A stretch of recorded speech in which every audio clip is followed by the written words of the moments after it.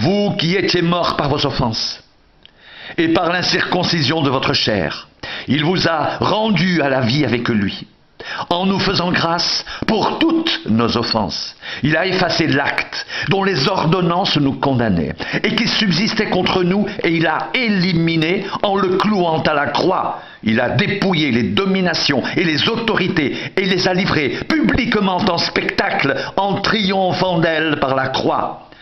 Que personne donc ne vous juge au sujet du manger ou du boire, ou au sujet d'une fête, d'une nouvelle lune ou des sabbats. C'était l'ombre des choses à venir, mais le corps est en Christ. Que personne, sous une apparence d'humilité et par un culte des anges, ne vous ravisse à son gré le prix de la course, tandis qu'il s'abandonne à ses visions. Il est enflé d'un vain orgueil par ses pensées charnelles, sans s'attacher au chef dont tout le corps assisté et solidement assemblé par des jointures et des liens tire l'accroissement que Dieu donne. Si vous êtes mort avec Christ aux principes élémentaires du monde, pourquoi, comme si vous viviez dans le monde, vous impose-t-on ces préceptes: ne prends pas, ne goûte pas, ne touche pas, préceptes qui tous deviennent pernicieux par l'abus et qui ne sont fondés que sur les ordonnances et les doctrines des hommes?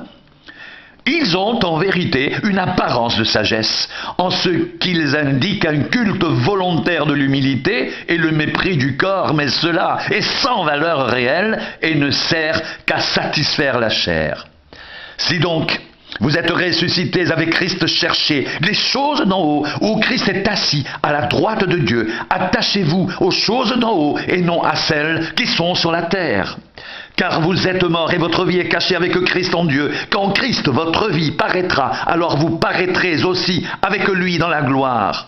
Faites donc mourir ce qui dans vos membres est terrestre, la débauche, l'impureté, les passions, les mauvais désirs et la cupidité, qui est une idolâtrie. C'est à cause de ces choses que la colère de Dieu vient sur les fils de la rébellion. C'est ainsi que vous marchiez autrefois, lorsque vous viviez dans ces péchés. Mais maintenant, renoncez à toutes ces choses, à la colère, à l'animosité, à la méchanceté, à la calomnie, aux paroles équivoques qui pourraient sortir de votre bouche. Ne mentez pas les uns aux autres, vous étant dépouillés du vieil homme et de ses œuvres, et ayant revêtu l'homme nouveau qui se renouvelle dans la connaissance selon l'image de celui qui l'a créé. Il n'y a ici ni grec, ni juif, ni circoncis, ni incirconcis, ni barbare, ni scythe, ni esclave, ni libre, mais Christ est tout et en tous.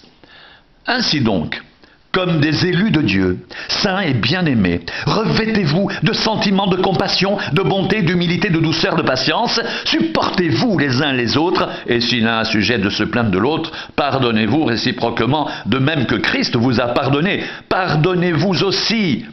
Mais par-dessus toutes ces choses, revêtez-vous de l'amour qui est le lien de la perfection, et que la paix de Christ à laquelle vous avez été appelés pour former un seul corps règne dans vos cœurs, et soyez reconnaissants. Que la parole de Christ demeure en vous dans toute sa richesse. Instruisez-vous et exhortez-vous les uns les autres en toute sagesse par des psaumes, des hymnes, des cantiques spirituels, chantant à Dieu dans vos cœurs en vertu de la grâce. Et quoi que vous fassiez, en parole ou en œuvre, faites tout au nom du Seigneur Jésus, en rendant par lui des actions de grâce à Dieu le Père.